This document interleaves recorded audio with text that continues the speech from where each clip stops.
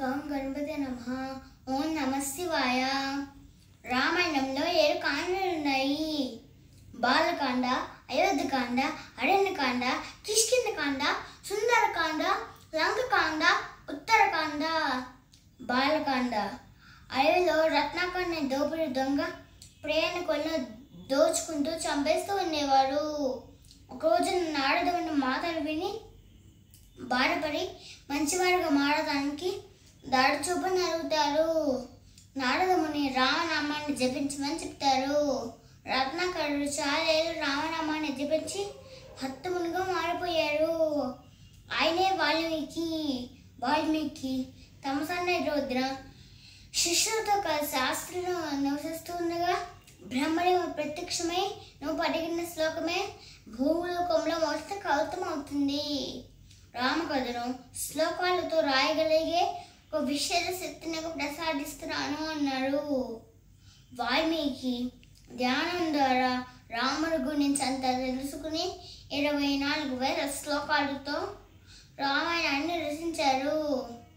సరయూ నది తీరంలో కోసల దేశం ఉంది. దాని రాజధాని అయోధ్య నగరం. అయోధ్య నగరానికి రాజు దశరథుడు.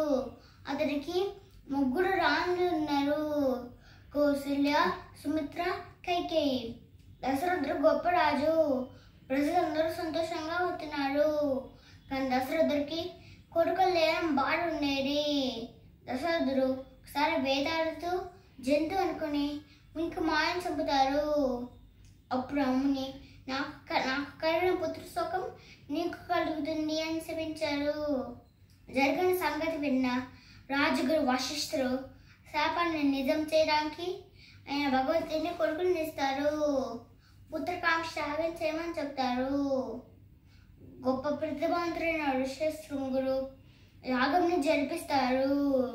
యాగాన్ని నిర్వహించిన మహిమగల పాయసాన్ని దశరథుడు 3 రాణులకి పంచారు.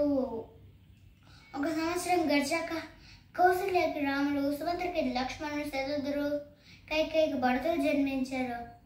అనంతంలో పెరిగి పెద్దయి గురుకులంలో విద్యను అభ్యసిస్తూ ప్రేమను లాగుతూ ఉండేవాడు. ఒకనాడు విశ్వామిత్ర మహర్షి తను చేయబోయే యాగానికి 2 రాక్షసులు మారీచుడు, సుబాహుడు అడ్డుపడుతున్నాడు అని రాముని యాగానికి రక్షకుగా పంపాలి అని దశరథుడికి చెప్పి 16 ఏళ్ళ రాముని తోడుగా లక్ష్మణ్ని తీసుకువెళ్తారు. దానిలో విశ్వామిత్ర ఆజ్ఞాపించగా రామ లక్ష్మణులు తాత్వికీని రక్షిస్తూ భీకరయుద్ధం చేసి చంపేస్తారు. యాగం ప్రారంభం అవుతుంది. 6వ రోజు రక్కసముఖ రావడంతో రాముడు యుద్ధం చేసి మారీచుడు, సుబాహుని చంపేశారు. యాగం పూర్తవుతుంది.